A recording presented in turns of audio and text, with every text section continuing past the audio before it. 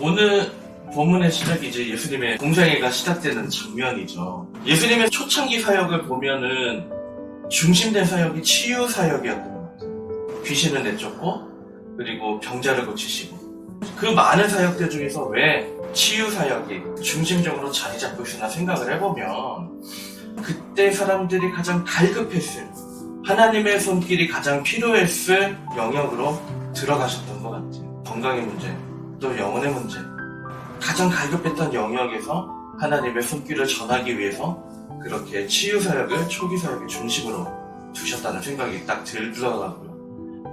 그 예수님을 믿는 우리로서 문득 이런 질문이 떠오르더라고요. 예수님이 그렇게 가장 갈급했을 그런 영역으로 들어가셨던 것처럼 우리 한 사람 한 사람에게 정말 하나님의 손길을 전해야 되는 어떤 기도라든지 아니면 섬김이라든지 나의 손길을 필요로 하는 그런 영역은 어디일까?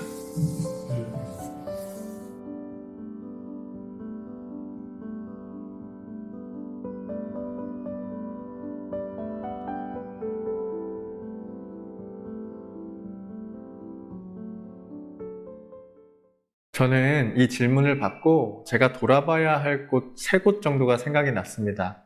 먼저는 저희 7살 난 아들이 지난주 치과에 갔다 왔습니다. 어린이들 유치가 빠지기 전에 영구치가 이상한 자리에서 먼저 자라나고 있었던 겁니다. 저는 그걸 전혀 모르고 있었는데 다행히 아내가 그걸 잘 발견해서 급하게 치과에 다녀왔습니다.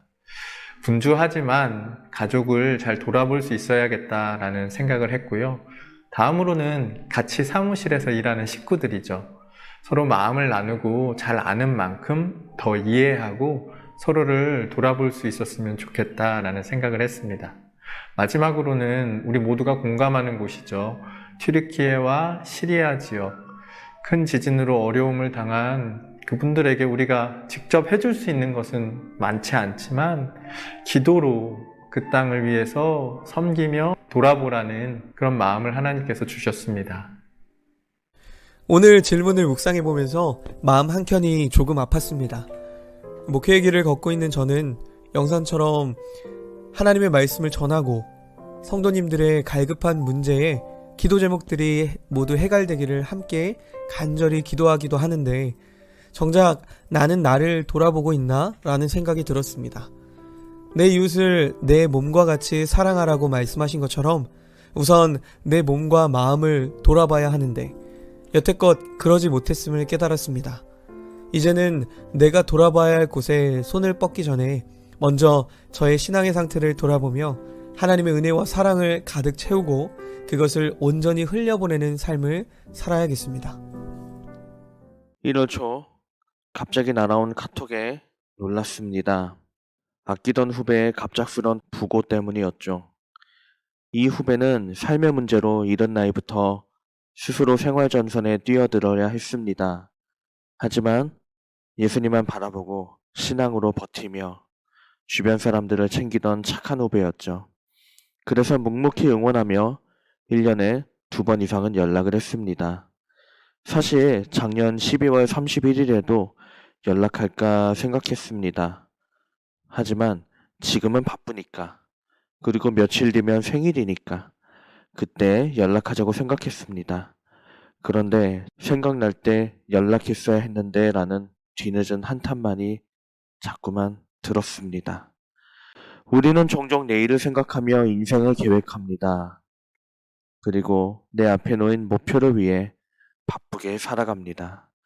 그런데 과연 하나님께서 우리에게 바라시는 모습은 무엇일까요?